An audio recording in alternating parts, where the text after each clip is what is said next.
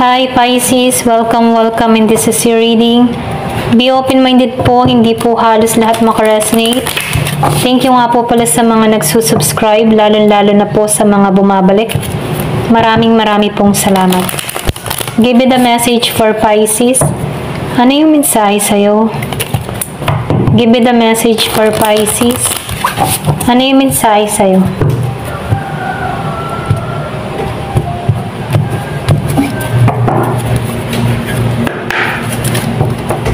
Give me the message for Pisces. Ano yung mensahe sa'yo? So, meron ka dito na Joker.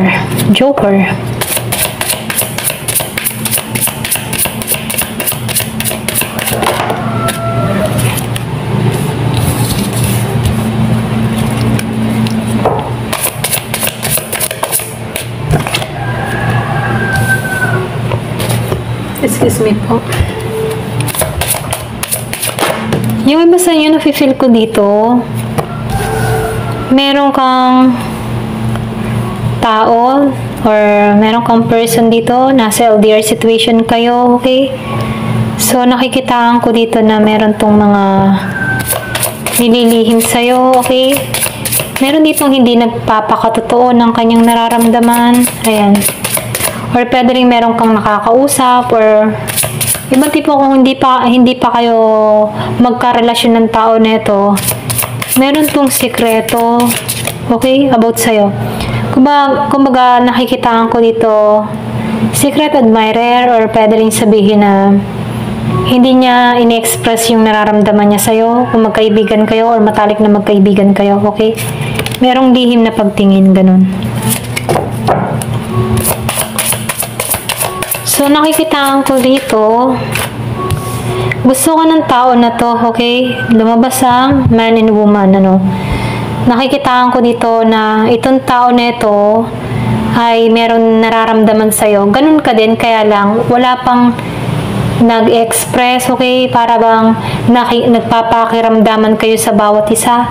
Meron akong nakikita ditong romantic feeling sa inyong dalawa, okay? Parang nagmamahalan kayo ng lihim, okay? Ito na yung nakikita ko. Kumaga dito sa Joker, ano, merong nagpuput ng mask or pwede rin hindi nagiging totoo, okay? Sa kanyang mga nararamdaman, okay? Na yung iba sa inyo nasa LDR, okay? Or pwede rin sabihin na sa long distance, okay? Meron kang nakaka-chat or nakakausap, okay? Ayan, ito lang yung nakikita ko, no? Pareho kayo nagpapakiramdaman, ganyan. So, nakikitaan ko rin dito, yung iba sa inyo, merong oportunidad or magbubukas dito yung oportunidad, okay? Pero ganun pa man, kahit ano naman yung piliin mo dito, okay siya, okay?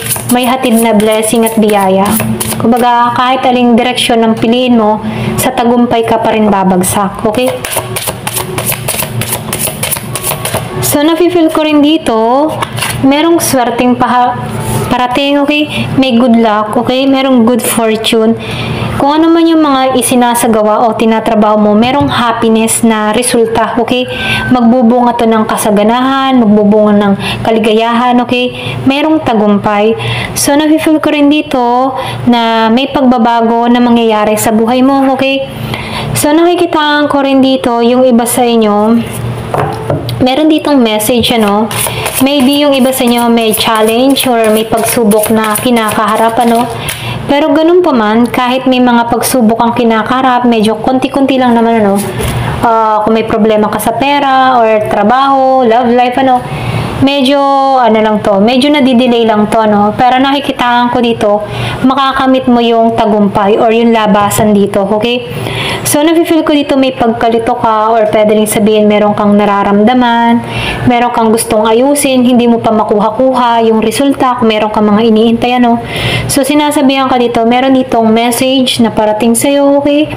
Na kung saan, ano, nasa sa yung desisyon ang gagawin mo dito. May pagdidesisyon kang gagawin dito. Ito lang nakikita ko.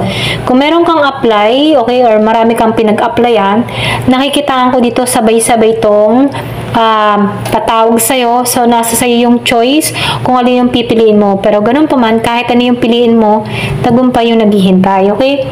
So, nakikitaan ko rin dito, nasa yung kamay ang kapalaran, ano. So, nafe-feel ko dito, nasa yung magandang kapalaran, okay? Kasi lumabas ang good fortune in the sun. So, nafe-feel ko dito yung kasiguraduhan na magtatagumpay ka. Kung ano man yung mga plano mo sa buhay, okay?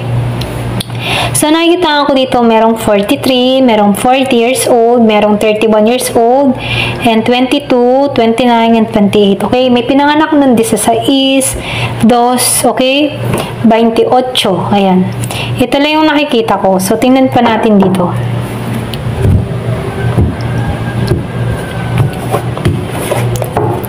Give me the message.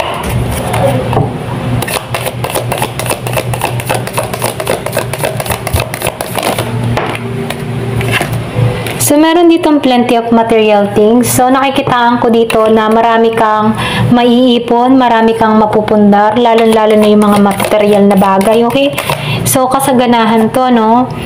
Nakikitaan ko rin dito, minumukay dito, no? Sundin mo yung intuition mo, sundin mo yung kutob mo, kasi malaking benepisyo to para makatulong sa sitwasyon mo, okay? Maging sa mga pagdidesisyon mo, okay? So, meron ditong family affair, okay? So, meron lang ditong konting hidwaan, pero nakikitaan ko din dito na magkakaroon dito ng peace and harmony. So, January, pwedeng merong mangyari sa'yo ngayong January, ngayong taong ito, no? Ngayong buwan na to. Pwedeng merong surpresa or merong peace, harmony, okay? Merong pakikipagkasundo na mangyayari.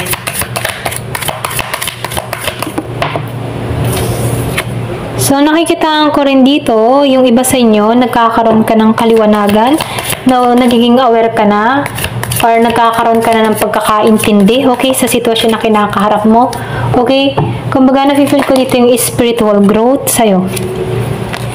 Meron din ako nakikita dito magbubukas ng bagong oportunidad sa'yo, pwedeng trabaho, love life, or kaperahan. So, nakikitaan ko rin dito, yung iba sa inyo, merong pagbubuntis na mangyayari, okay? Ayan, pasensya na utan ako. So, meron ditong keep your life in balance. So, magiging balance ang lahat, magiging maayos ang lahat.